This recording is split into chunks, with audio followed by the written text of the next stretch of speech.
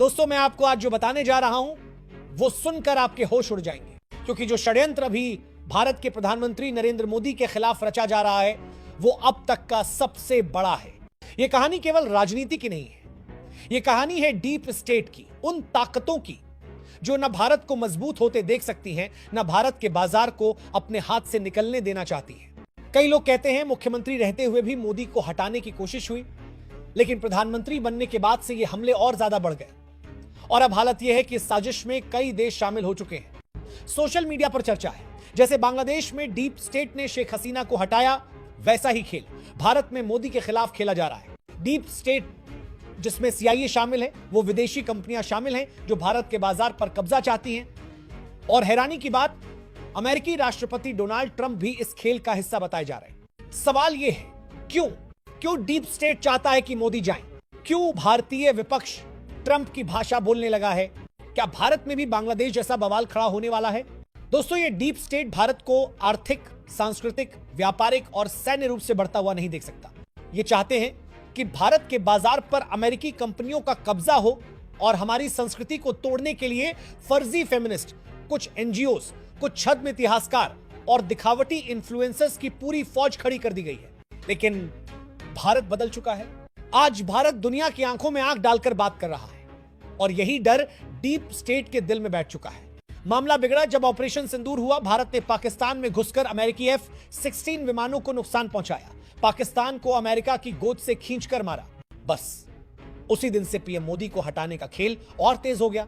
America, Pakistan, Bangladesh और भारत की कुछ विपक्षी पार्टियां सब एक लाइन में आ गए। ट्रंप के सीज फायर वाले बयान को लेकर विपक्ष ने मोदी को सरेंडर मोदी कहा, सेना के मनोबल पर हमला हुआ, यहां तक कि वोट चोरी का आरोप भी लगाने लगे। वैसा ही पैटर्न जो बांग्लादेश में शेख हसीना और पाकिस्तान में इमरान खान के खिलाफ इस्तेमाल हुआ था। और दोस्तों, ये मत भूलिए, जब इमरान खान पुतिन से मिलने गए थे उसी दिन रूस यूक्रेन युद्ध शुरू हुआ था। अमेरिका ने वही फैसला कर लिया था, इमरान अब प्रधानमंत्री नहीं रहेंगे। आज वही स्क्रिप्ट भारत में लिखी जा रही है, क्योंकि भारत सबसे तेजी से बढ़ती अर्थव्यवस्था है। दुनिया यहां व्यापार करना चाहती है, लेकिन पीएम मोदी साफ कह चुके हैं, राष्ट्रीय हित पहले। यही डीप स्टेट को बर्दाश्त नहीं। अब सवाल यह नहीं कि मोदी के खिलाफ षड्यंत्र हो रहा है या नहीं, सवाल यह है क्या भारत इस षड्यंत्र के सामने टिक पाएगा? डीप स्टेट का एजेंडा साफ है, भारत को कमजोर करना, भारत के बाजार पर कब्जा करना और भारत के राजनीतिक नेतृत्व को अपने हिसाब से बदलना। लेकिन अब आपको यह समझना होगा डीप स्टेट चलता कैसे है। यह सीधे सीधे हमला नहीं करता, ये आपकी ही धरती पर आपकी ही राजनीति और आपके ही मीडिया को अपने हथियार की तरह इस्तेमाल करता है। सबसे पहले वो विपक्षी पार्टियों को नैरेटिव देता है, फिर इंटरनेशनल मीडिया उसी नैरेटिव को उठाकर ग्लोबल लेवल पर फैलाता है, और तीसरा सोशल मीडिया पर हजारों बॉट अकाउंट्स उस नैरेटिव को हर वक्त घुमाते हैं ताकि आपको लगे अरे सब यही बोल रहे हैं तो सच ही होगा। उदाहरण देखिए, जब बांग्लादेश में शेख हसीना के खिलाफ मोर्चा खोला गया, पहले वोट में गड़बड़ी का आरोप लगाया गया, फिर मीडिया ने उसी को हेडलाइन बनाया और अंत में सड़कों पर फंडेड प्रोटेस्ट शुरू कर दिए गए। नतीजा, शेख हसीना को देश छोड़ना पड़ा। अब वही कॉपी पेस्ट स्क्रिप्ट भारत में लागू हो रही है। आपने देखा होगा, अचानक सोशल मीडिया पर वोट चोरी, डिक्टेटर जैसे हैशटैग ट्रेंड करने लगे। अचानक विदेशी पत्रकार भारत के चुनाव पर सवाल उठाने लगे।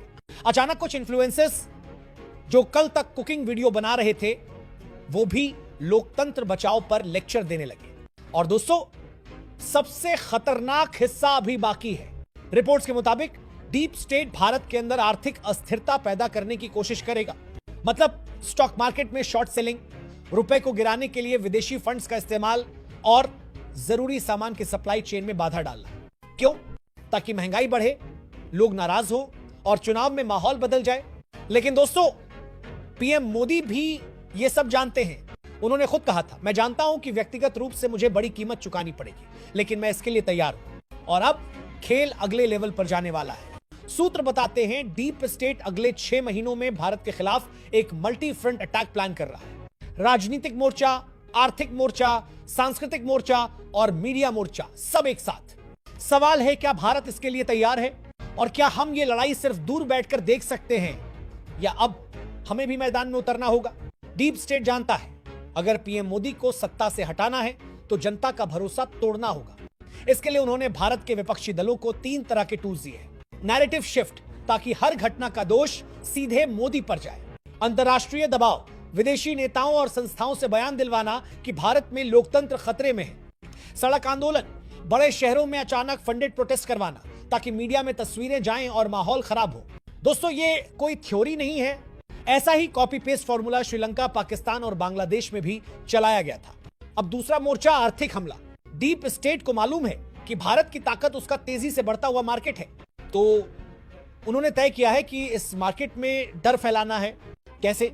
विदेशी निवेशकों के जरिए अचानक स्टॉक मार्केट में गिरावट लाना, रुपया गिराने के लिए डॉलर की भारी खरीद करना और भारत की सप्लाई चेन को तोड़ने के लिए जरूरी सामान जैसे फर्टिलाइजर, चिप्स और एनर्जी रिसोर्सेज की डिलीवरी रोकना।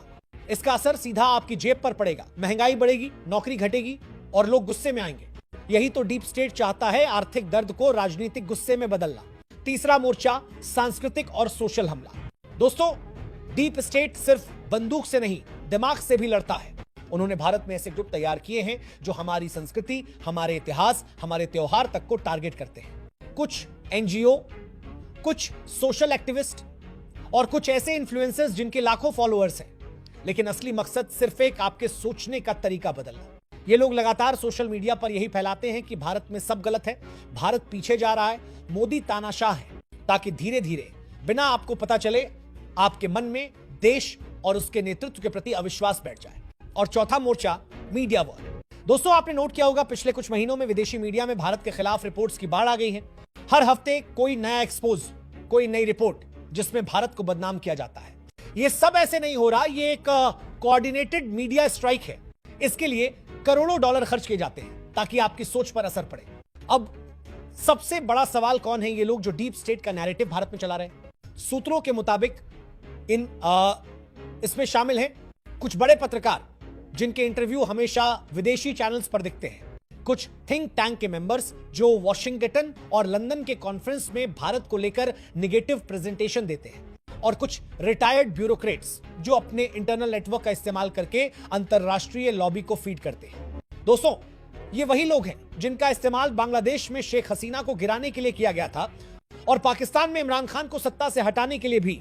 लेकिन फर्क यह है, भारत सिर्फ 14 करोड़ लोगों का देश नहीं है, इसके भारत 140 करोड़ लोगों का देश है। और अगर यह प्लान यहां काम कर गया तो पूरी दुनिया में डीप स्टेट का दबदबा और बढ़ जाएगा। दोस्तों, सवाल यह है, क्या हम ये लड़ाई सिर्फ देखते रहेंगे या हम तैयार रहेंगे? क्योंकि यह सिर्फ एक व्यक्ति की लड़ाई नहीं है, यह भारत के भविष्य की लड़ाई है।